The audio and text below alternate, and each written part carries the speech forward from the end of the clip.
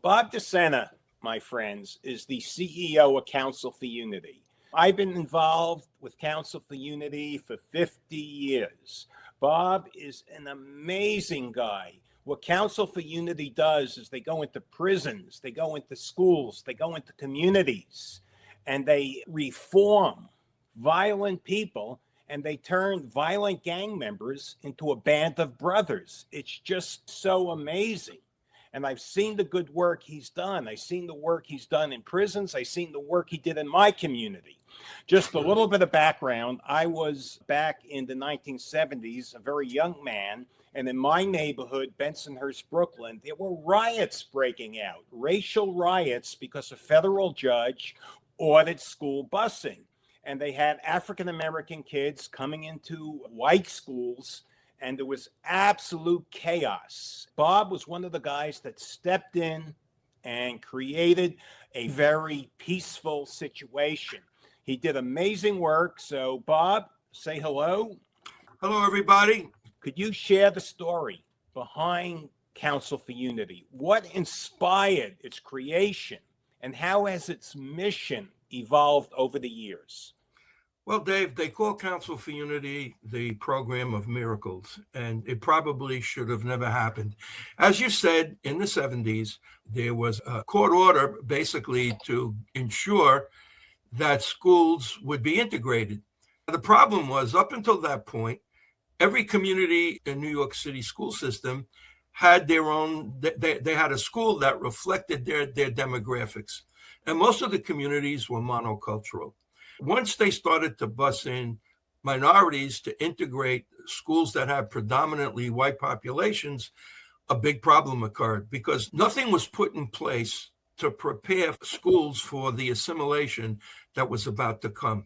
So, as you mentioned, especially in Bensonhurst, there were riots, there was a lot of violence and assaults, and we were facing a full-blown crisis. Most of the strategies at the time didn't work. When I was a teacher at John Dewey High School, when this problem began to rear its ugly head in our school, I was recruited to basically see if there wasn't some way to get out of this pit. So I recruited 6 gang leaders who represented the different demographics that were in conflict. They were not happy when I brought them together. They were basically in a room with their enemies instead of their friends. So you can imagine the effort that took to create some kind of a commitment. But basically, I empowered them not only for their own safety, but for the safety of the school, and got them to agree to work with me for 1 year. And if it didn't work, then obviously we would have had to disband. A miracle happened. Within the course of a year, these contending leaders ended up becoming a band of brothers. The violence in the school stopped, and it also had a huge impact on the community. Now, what's the significance of this? For 200 years, America has been struggling with issues of racism and hatred of immigrants. The best we've come up with is to create laws that kind of mandate that somehow we learn to respect one another, respect our differences. It hasn't worked, as we know. Now, when this group, these 6 leaders, formed Council for Unity, they made a statement that this problem that's been affecting America for 200 years stops in this place, in this time, not by some mandate or by some law, but by their agreement to end it. That was profound because it hadn't happened anywhere else in the country. So from that, the Council for Unity evolved and we began to recruit. Eventually, the Department of Education called us downtown, asked us to create a curriculum. So we went into many violent schools, 8 high schools in the beginning, turned them all around just like John Dewey, and then we spread to elementary and middle schools. Then eventually through the Boys and Girls Club of America, we spread all across the country. Then we began to also expand into other areas like correctional facilities, police departments, communities. Council for Unity became this holistic model that engaged schools, communities, law enforcement, and corrections. with a very vigorous plan that Council for Unity ex-offenders would find employment and be helped by the community so they wouldn't go back to prison. That was an amazing template. That's where we are now. I know you worked in a correctional facility, and I want to focus on that for a second. You worked in the Suffolk County Correctional Facility, and that's just such an amazing story. They were on the verge of a riot. You had opposing gangs. You had the Bloods and the Crips ready to kill each other. You came in and you created not only peace, but you created harmony. You created a band. I'll say a band of brothers. You created unity between some very violent people in a prison that was about to explode. It was one step away from exploding. Tell me about that, please. Well, we don't want to get into hyperbole, Dave, with too much drama here. The truth is that the gangs in the prison were engaged in violence. The sheriff basically said to me, I'm probably out of my mind for taking this program because I don't think it's going to work. He said, but if you're crazy enough to go down to the chapel and meet with because I'm going to send all the gang leaders to meet you. There's going to be one sergeant at the desk who was a female. And if they decide to come after you, there's not a thing we can do to stop that. Let me interject just for a quick second. I saw the video. I saw that sergeant interviewed. She said there was about to be a riot. Those were her. She was afraid that there was going to be a full-scale riot. And she didn't want to be there. Yeah. She didn't want to be there. Go ahead, because... But she did. I think, honestly, there was an explosive situation, and these people were very violent, and they were hurting each other.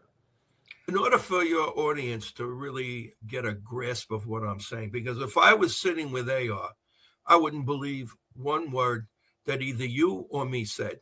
So my suggestion is going to be, for everyone who's listening and is genuinely interested, log on to www.councilforunity.org and click on the videos of men wearing green, and you will see exactly what I'm saying.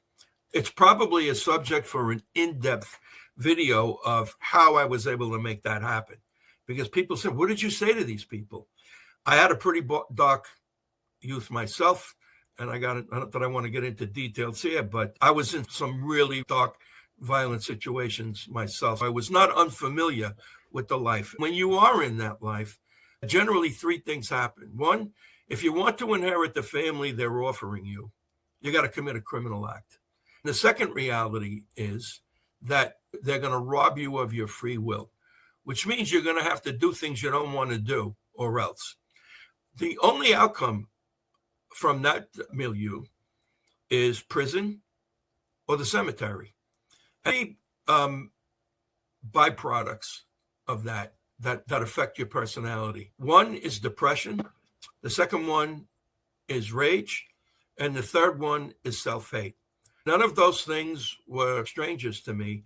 So when I describe my experience and how somebody saved me, got me out of that, I basically said to them, there's only one reason I'm here.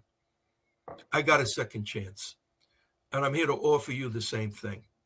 If you go on Riverhead Prison and Founders and Forefathers, the Founders and Forefathers is narrated by a first Crown of the Latin Kings, who was the shot caller for the Latin Kings in Suffolk County Correctional. He basically validates what we're sharing here. He said all the gang leaders came down. We met with Bobby. We fell in love with the program. And the rest is history. We transformed that facility. There are multiple videos that validate that. Our participants in Suffolk County Correctional made that video because we were going into Rikers Island. They wanted to show the mostly young people who were going to be joining our program that Council for Unity works, because it worked for them. They basically talked about 8 steps that they went through using our curriculum that changed their lives. The ultimate conclusion here, and it was stated in the gang conference video, which is also on the website, the Commissioner of Corrections, Bryan Fischer, basically gave testimony to this, and that is that people can change. If you offer them a better path and it has value for them, they're going to take it. That pretty much has been our experience. What you did is amazing. I'm going to play some of the videos on LinkedIn for my audience. I'm going to upload them. We already talked about that. You gave me permission to do it. So I'm going to share that with my people. Let me ask you this. The challenges of gangs in institutions, like, for example, the Metropolitan Detention Center, MDC, I'm reading about it in the newspapers right now. That place is a jungle. What strategies would Council for Unity implement to mitigate gang influence, promote rehabilitation, and make a jail like the MDC a better place for both the inmates and the correction officers? And Dave, it's not really up to us. It's really up to the facilities themselves. Number one, they have to provide funding. This is not a program that's free. Number two, they have to support what we're doing.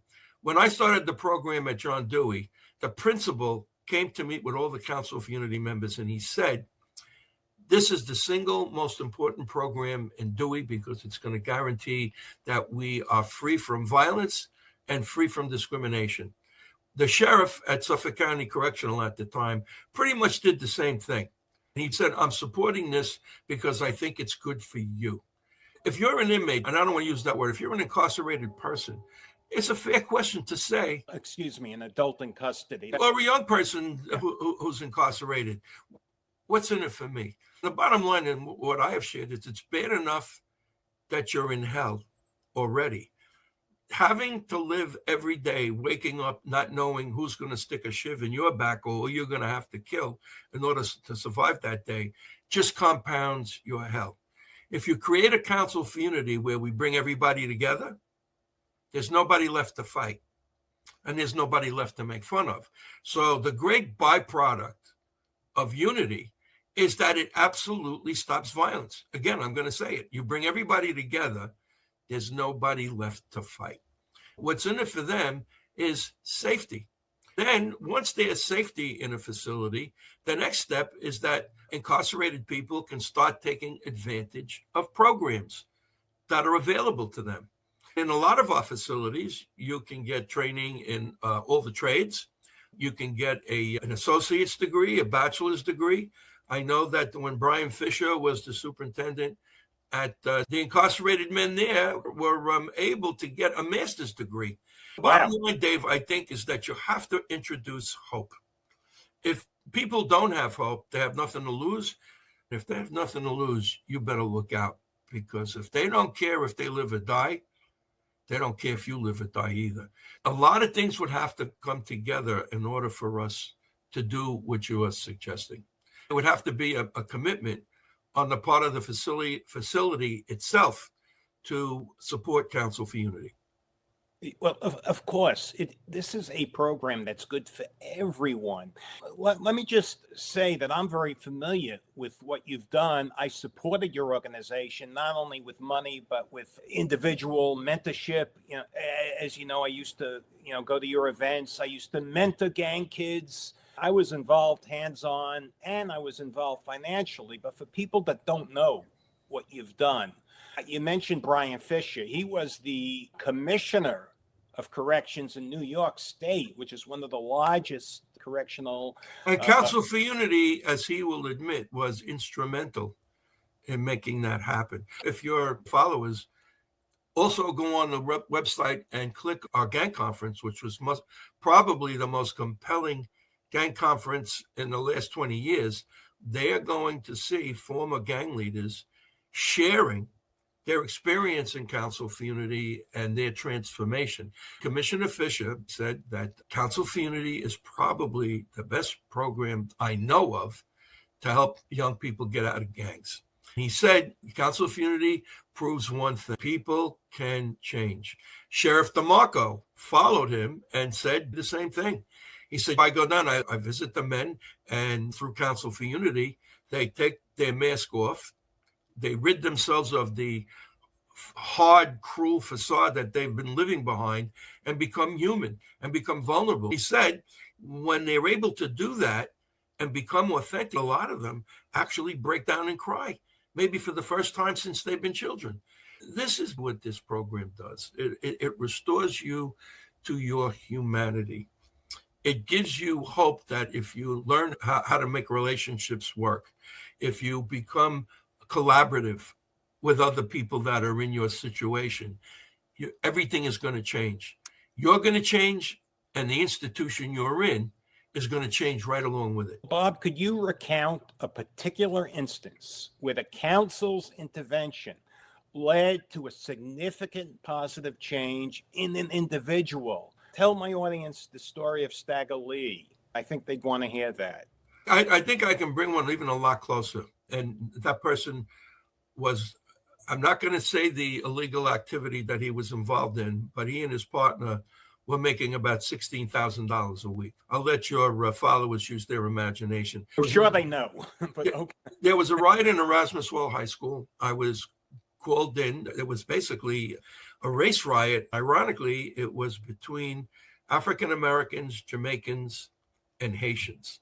At the time, the Haitians were at the lower end of the social hierarchy in the school. A conflict broke out between a Haitian and a Jamaican, which led to a full-scale explosion in the school. I met with 85 of the participants who had leadership and were involved in that conflict. I spent 3 days with them. Then I offered them a choice of being able to stop this by joining Council of Unity. They all did. These two young entrepreneurs who were involved in what we all know they were involved in, Okay, came involved, and one of them works for me.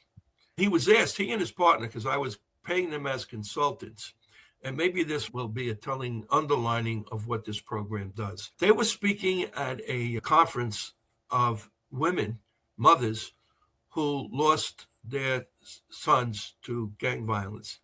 And as they were explaining their involvement in Council of Unity and how much money they were making, one of the mothers said, I don't understand this. You were making all that money and you gave it up?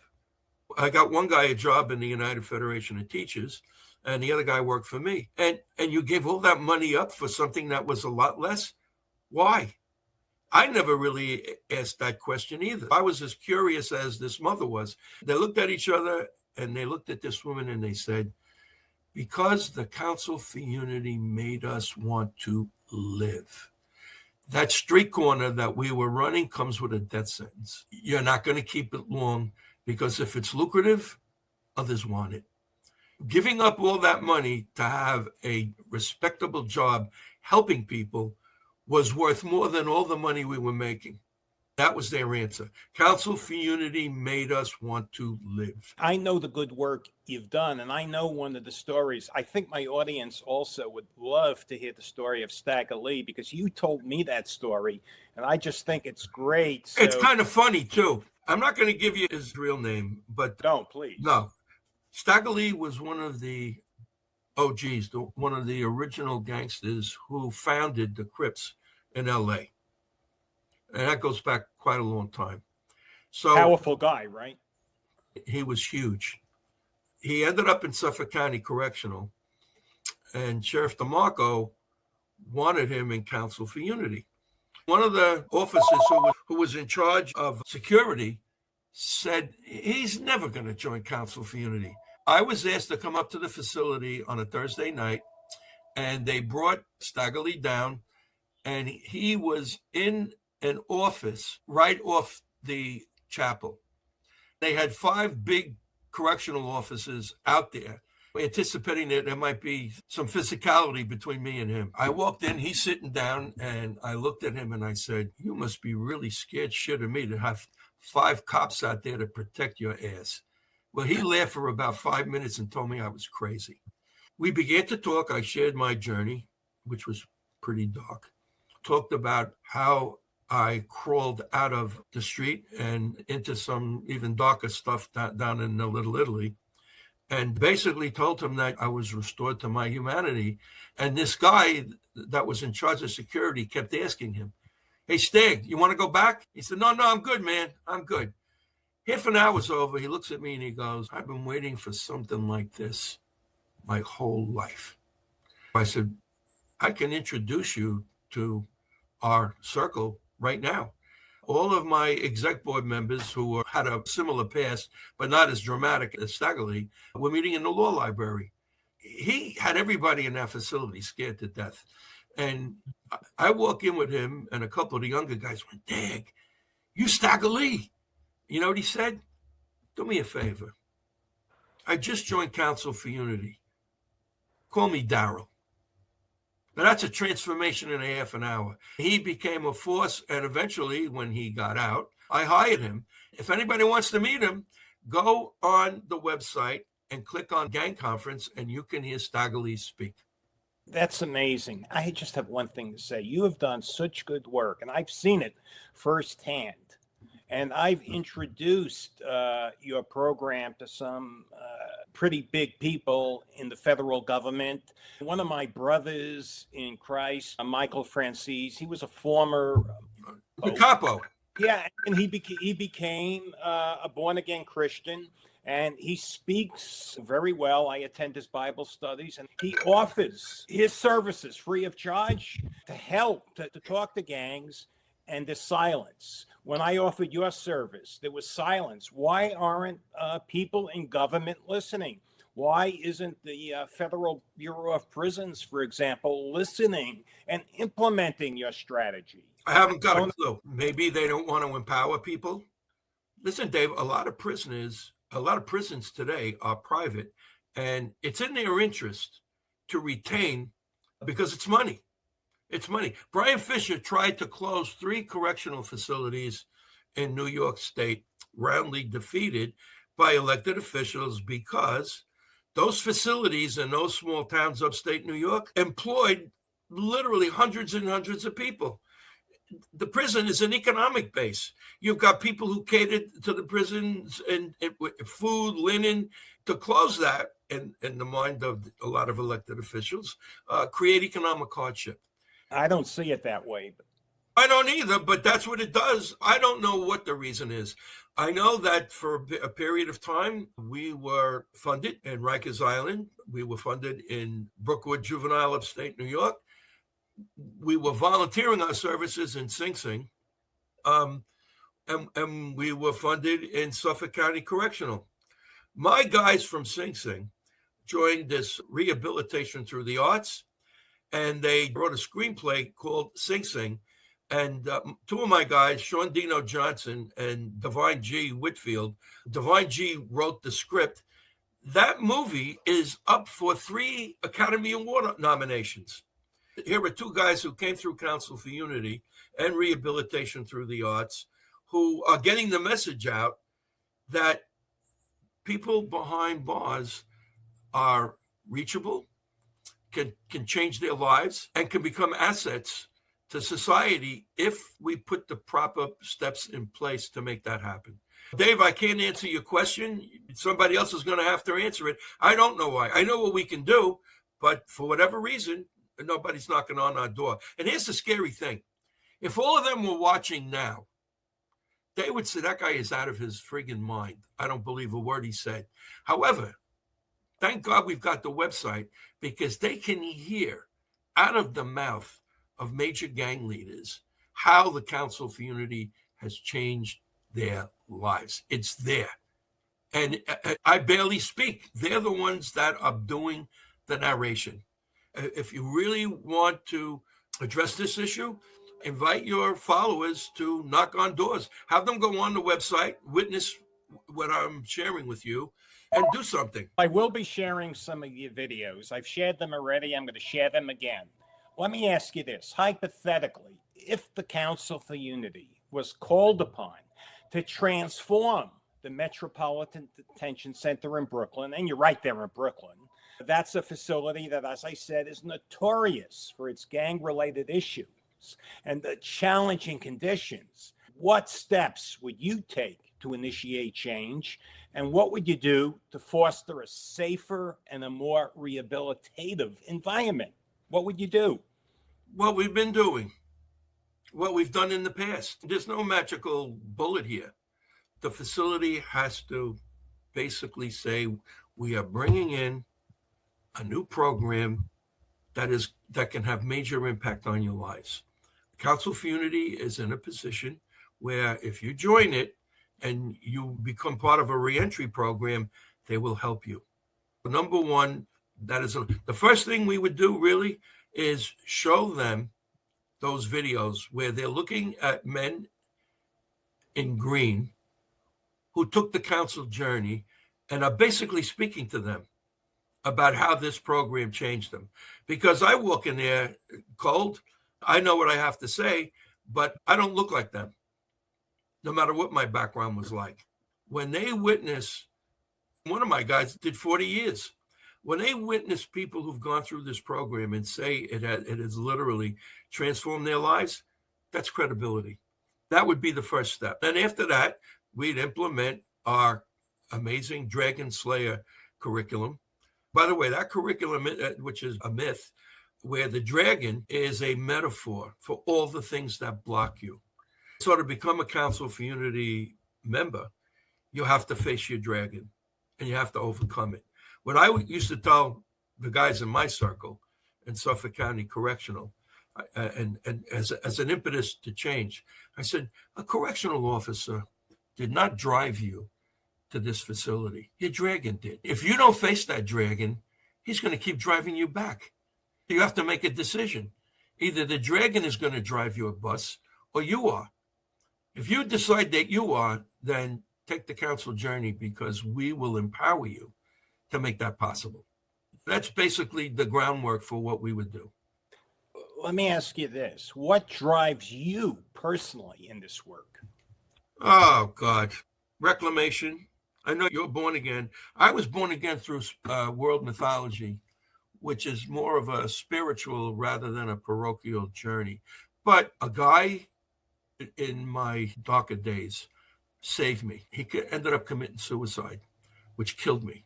He was the toughest guy I ever met. I adored him. And I'll share one really dark experience that I had with him that may even relate to what happened to you when you found God. He and I both shared a sensitivity that we had to hide, because when you're in that life and you show sensitivity, you're dead. The only way to compensate for that sensitivity is to be twice as violent and twice as hardcore. Nobody sees through those cracks in your psyche. He confided in me, and I certainly confided in him. He's about 10 years older than me. I'll just share this one episode because it was probably the darkest moment in my life. And I think a lot of the guys I speak to could relate to it. It was like 3 o'clock in the morning.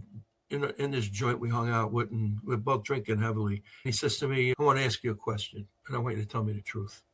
Do you believe in Christ? I said, what? He said, I'm going to ask you again.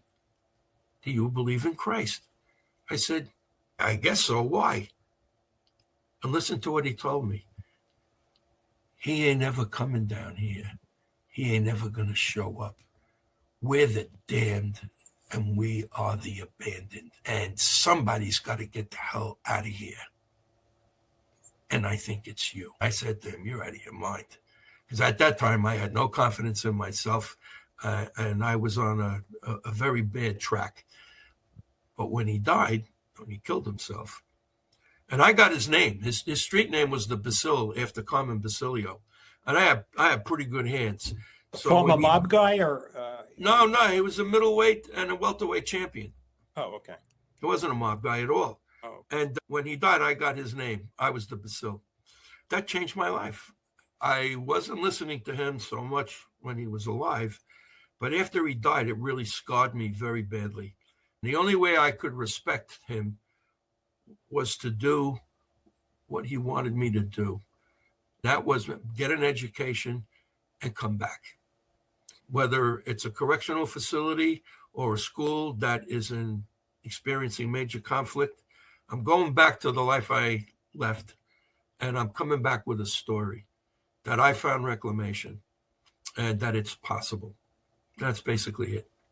Well, Bob, you've done such amazing work. I saw firsthand back in the 70s, we're in a high school that had, I'll say, I was white, but, white people, I wasn't like that, but there were white people that just hated the African-American community, and you made them not only tolerate each other, because it was more than that, you made them friends, you made them brothers. in an environment back in Bensonhurst, Brooklyn, back in the 70s, that was unheard of. You really work miracles. And I'm just amazed. Dave, I think there's a script for all of us, and we follow it. I'm not going to say that a lot of those guys hated blacks. Their basic thing was, look, you stay where you are, because they were in school. There wasn't a lot of violence in the school at all. Not in our school, no. No. Was the antipathy there? Sure. Yeah. But the basic message was, look, you stay where you are, we'll stay where we are, and in that lies the peace. The problem is that when groups are not interconnected, number one, they form very negative perceptions of one another because they don't get any other perception other than what they see in the media or what they see in the movies, where Italians are stereotyped as gangsters. African Americans are horribly stereotyped as drug dealers and are promiscuous and all that stuff. Latinos, the same thing. We live in a culture where all of our ethnicities and races are terribly stereotyped. In order to change that, you bring people together. So when everybody was in Council for Unity, they were learning the positive things about each other's culture. Out of that came a sense of a common humanity, which is basically the answer to this planet. Read the news. We still haven't been able to get to that point of realizing that unity saves this planet, it stops violence, and it stops discrimination. And we've got leaders out there who are insane in terms of fomenting violence, fomenting war, demonizing other cultures. And that's why I am witness to the opposite of that, because I'm in Council for Unity. I see every day what the world needs to become. That's what keeps me going. Council for Unity is what the world needs to. We have over 130 cultures in our network, and they're united as a single family. The tragedy is that we're basically relatively limited geographically. We should be all over the country. And at one point, we were in the Republic of Moldova, and we were in Nigeria as well, because we had people from those areas who were visiting here. In fact, if you remember, you actually funded Council for Unity in Moldova. Yes, I do. That was in the early 2000s. To come to America to participate in our induction. Well, that's what my company did. And if I could just tell my audience, this is a very shameless self-promotion from my son. But anyone that does a solar energy project or buys a BESS system, that's a battery energy storage system, through my son's company, he's going to donate 3% of the profits to Council for Unity, another 3% of the profits to my church.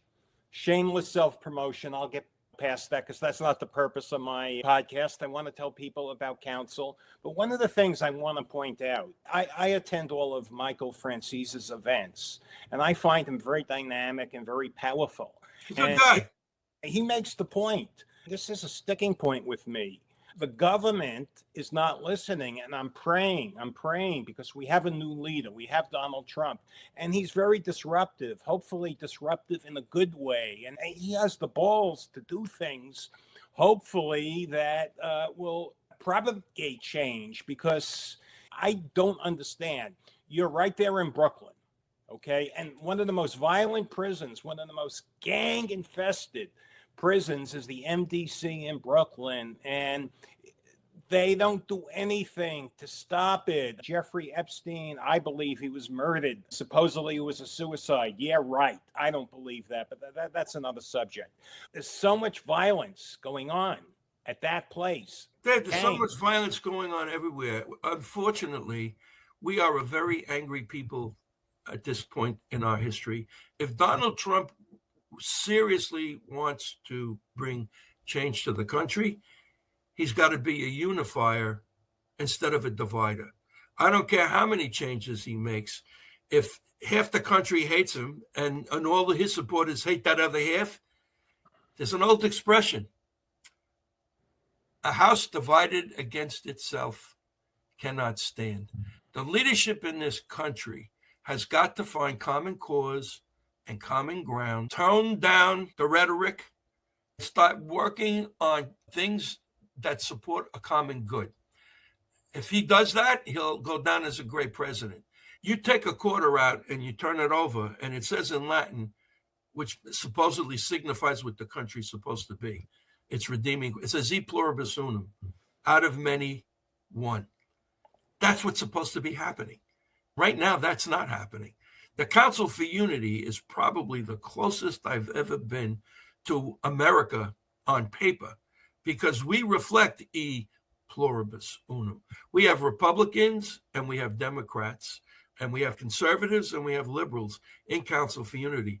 The difference between us and the government is that even though our members have differing ideas on how to solve problems, they agree on one thing. We have to stay in the family and we have to work towards a common good. We are really the barometer, unfortunately, but it's not going to happen, for others to look at, because if they follow us, they're going to get a different country and a different world, because it's going to be one based on tolerance and common cause. The common good is everything. You have to support legislation, programs that promote the common good. You promote the common good, you get everybody involved. That's what you guys are doing. That's what you guys are doing, Bob. Well, unfortunately, it's on a very small stage, but it's significant. It's powerful. But maybe podcasts like this can lead to people demanding that Council for Unity come to their schools or to a correctional facility, because with that comes change. And that's what we need. Bob, I thank you for joining me today. I thank you so much for taking the time out of your very busy schedule to address my audience. Before we leave, looking ahead, what are your aspirations for the Council for Unity? Are there any new initiatives or areas of focus that you plan to explore to further the organization's impact? Obviously, Dave, you used the word shark a lot. If a shark doesn't move, it dies. We are very aggressive in marketing the program, in board recruitment. IBM just made a major commitment of key personnel to volunteer to strengthen our operation. We are expanding. We've gone into some new schools. I'm pretty happy. The council is a dynamic that will always keep going forward. I want to thank you for joining me. We'll be back again. I'll bring Bob back. Bob, thank you so much for joining. It was a pleasure, Dave. I enjoyed it myself. And salute to all of your followers. I hope you found this meaningful. Everyone, my LinkedIn family, thank you for joining me. God bless you. Have a great day. God be with you all.